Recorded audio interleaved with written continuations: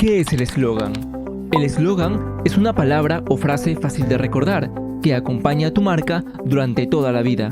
Y su misión es la de dar a conocer a tu cliente el valor y beneficio único que tiene tu producto, generando así una conexión positiva entre la marca y el consumidor. Un eslogan bien trabajado debe ser distintivo con su valor diferencial, además de versátil, exclusivo y que siempre transmita sentimientos positivos.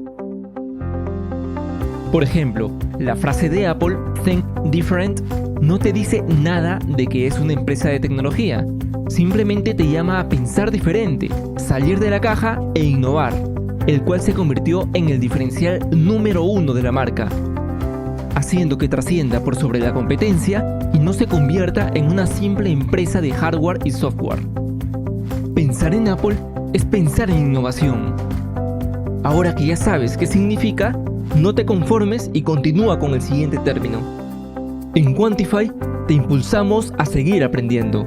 No pares.